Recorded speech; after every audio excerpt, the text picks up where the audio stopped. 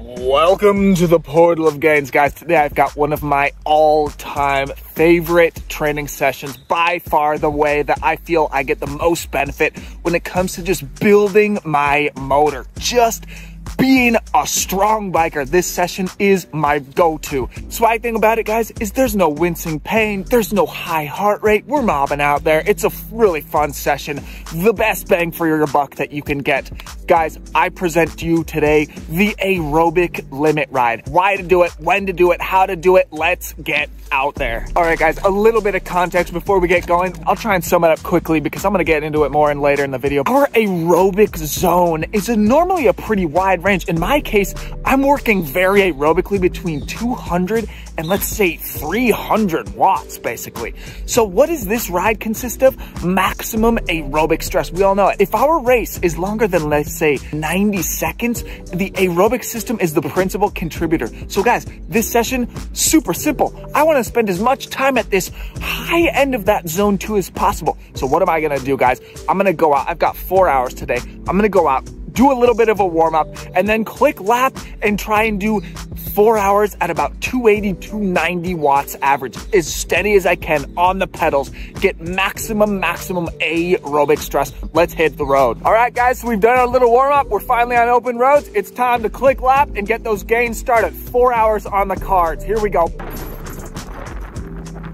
You know those days where it's just on the pedals all day, there was never anything ridiculously hard, but you just end that race and you're just smashed and you almost don't even know why, or you just feel like you lack that late endurance. This is going to be the perfect session for you guys to work on that fatigue resistance. We do this right at the very top end of our zone 2, our endurance zone, if we're using the Andy Keegan model of 6 zones, guys. But big careful, we don't want to dip into that tempo zone, guys. That's why it's really important to be honest with yourself. Do this ride alone. If you go out and try and do this ride with Wout Van Aert, chances are he's gonna have a bit higher power than you, and they are gonna end up doing a 4-hour time trial. Not what we want. Guys, we're only 35 minutes in, and guess what? It's already time to start smashing the food. This is obviously a high calorie burning session. So how exactly hard do we need to go on these rides? I like to do mine at exactly 0.7 intensity factor if you're using training peaks. But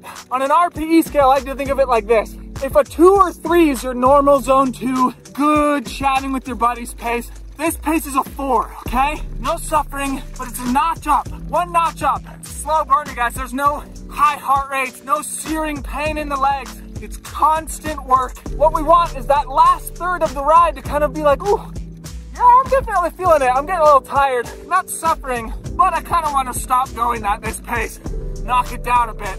And that's when we have to continue with that power. So if you have no idea how to orient yourself, you don't have a power meter, err on the side of caution, guys. What we do not want at all costs is a 3 or a 2-hour tempo ride. That's just pure fatigue, and it's honestly taxing a different energy system. This has to be an aerobically driven session under that lactate, that first lactate threshold, guys. All right, guys, so we're about an hour in. We've already eaten 350 calories, already gotten down at least 70 grams of carbohydrate, guys. Extremely important. Eat. Gotta calm the fuck up, Duran Rider style. Little tip, guys, let's try and minimize our total stoppage time. Now, like I said in my previous video about zone 2, if you want to check that out, I'll leave it here. When you stop, you're not taxing anything. You're taxing neither your aerobic system, your anaerobic system. You're not taxing shit when you're standing on the side of the road like I am now.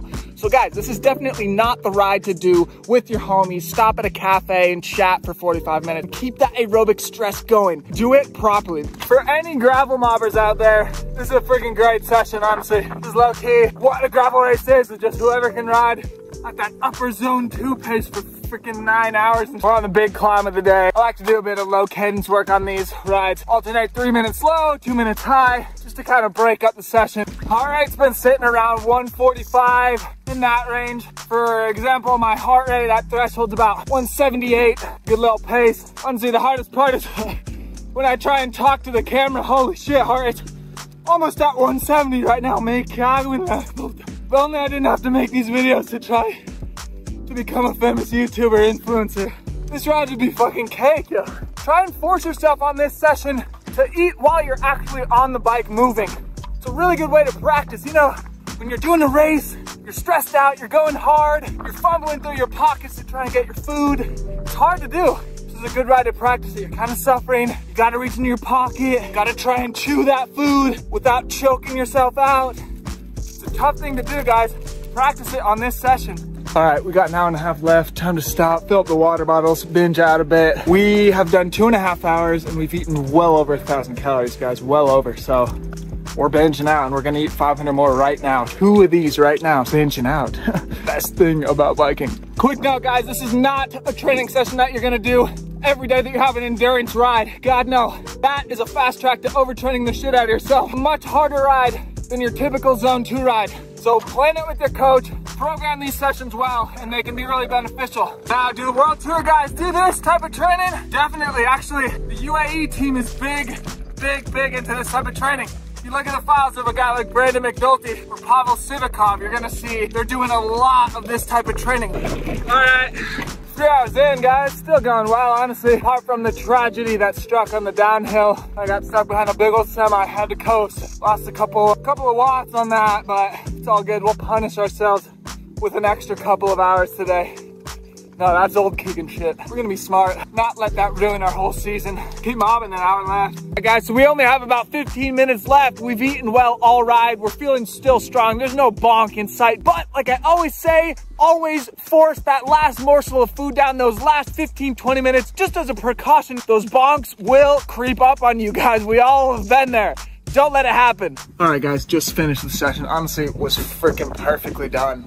Not to brag, but no, I had a really good session. Scope the data, 4 hours, 12 minutes. Here we go. This is what I want you guys to look at. So look at this.